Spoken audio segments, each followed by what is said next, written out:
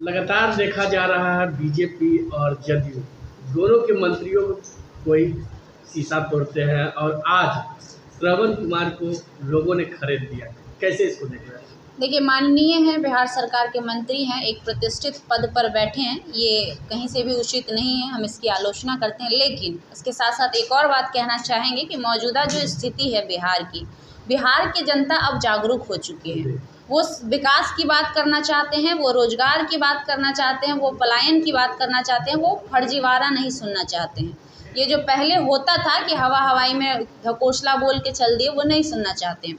और जो भी मंत्री हो, चाहे नेता हो, चाहे वो किसी भी दल के हो, चाहे वो सत्ता पक्ष के हो, चाहे वो विपक्ष के हों, अगर वो अपने क्षेत्र में काम नहीं करेंगे और सिर्फ टीआरपी बिटोरने जाएंगे तो शायद आने वाले समय में हर किसी का यही हश्र होने वाला है। क्योंकि लगातार पिछले 20 वर्षों से जनता परेशान हो चुकी है, जनता सड़कों पर नजर आती है, स्टूडेंट परेशान है, किसान परेशान है, मतलब कोई ऐसा वर्ग नहीं है जो परेशान नहीं है। अब जरा सा सोचिए कि नालंदा गृह जिला है माननीय मुख्यमंत्री जी का, कहते हैं कि सारा विकास नालंदा में ही किए हैं, और उस जगह पर कभी महिलाओं का रेप हो जाता है, पैर में 9 कीलें ठोकी जाती है, उस जगह पर 9 लोगों की मौत हो जाती है, संदिग्ध हालत में पाया जाता है। ये कोई छोटी बात नहीं है, हर रोज इतनी बड़ी बड़ी घटनाएं होती है। और खासकर जो गृह जिला है मुख्यमंत्री जी का, तो सिंपल जाहिर सी बात है जनता में आक्रोश होगा। तो या तो दो ही काम करना होगा, या तो उन्हें अपने प्रशासन को दुरुस्त करना पड़ेगा ताकि जो घटनाएं हो रही है उस पर बंदिश लगाया जा सके, नहीं तो आने वाले समय में मंत्री नेता ही नहीं, मुख्यमंत्री जी को भी इनका इस चीज का सामना करना पड़ सकता है। बिहार विधानसभा चुनाव सर पे है। लेकिन देखा जा रहा है जब आम लोग सुरक्षित नहीं है तो नेता भी सुरक्षित नहीं है, तो इसको कैसे आप देख रहे हैं? नहीं, अगर आप क्राइम को बढ़ावा दीजिएगा तो कोई सुरक्षित नहीं रहेगा।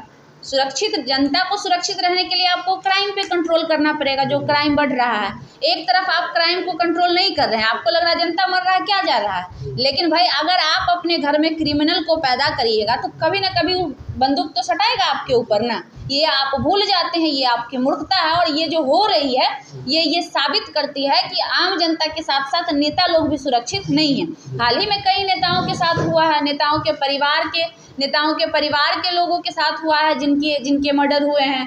कई घटनाएं सामने आई है, नेताओं के साथ शीशा फोड़ दिया जाता है, अटैक होता है। आपको याद होगा कि कांग्रेस के एक सांसद थे सासाराम के, उनके साथ बदसलूकी हुई थी, मनोज राम जी थे।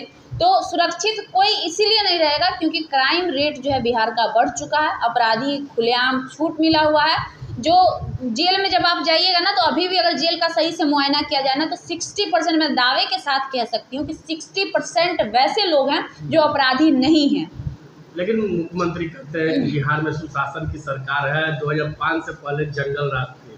भाई कौन सा ऐसा सुशासन की सरकार है? अगर वाकई सुशासन की सरकार है तो हर रोज हत्याएं क्यों हो रही है, हर रोज बलात्कार बच्चियों का क्यों हो रहा है? 10 दिन पहले समस्तीपुर की घटना है ना, एक दलित बच्ची के साथ 6 दरिंदों ने दरिंदगी की, जिसमें अभी तक 1 गिरफ्तार हुआ है और 5 फरार है। अगर सुशासन की सरकार है तो ये शर्म नहीं आता है कहने वालों को कि सुशासन जो लोग कहते हैं उनको जरा सा भी शर्म आता है कि नहीं? मैं पूछना चाहती हूँ उनसे कि भाई हर रोज बच्चियों का शिकार किया जा रहा है, दरिंदे खुलेआम घूम रहे हैं, एक गिरफ्तारी हुई, 5 दरिंदे अभी भी घूम रहे हैं बेखौफ, अभी भी वो किसी और को शिकार बना सकते हैं। प्रशासन लचड़ है, अभी भी नहीं पकड़ पा रही है। तो कौन से सुशासन की आप बात करते हैं जहाँ न बेटियां सुरक्षित हैं, न बहुएं सुरक्षित हैं, न किसान सुरक्षित है, न छात्र सुरक्षित है?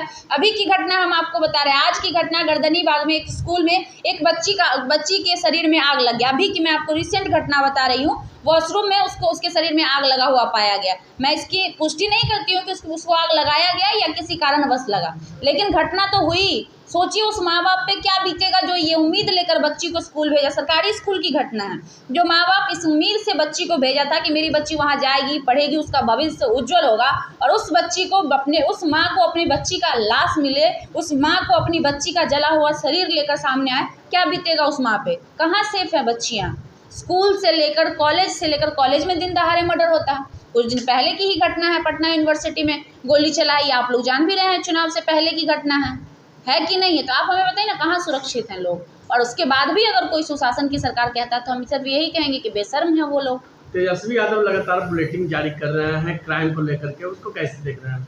बिल्कुल, विपक्ष का जो रोल होता है, कभी भी किसी भी राज्य में जिसमें विपक्ष होता है, विपक्ष का रोल होता है सत्ता पक्ष को आईना दिखाना। जो कमियां हैं उसको दिखाना, जो कमियां हैं उजागर करना और जनता की मांग को बुलंद करना, वो कर रहे हैं तेजस्वी यादव। वो तो उनका काम है। अगर वो नहीं करते हैं तो फिर उनका विपक्ष में होना औचित्य नहीं बनता है, और अगर वो विपक्ष में हैं तो उनका ये फ़र्ज़ बनता है, वो अपने फ़र्ज़ को निभा रहे हैं।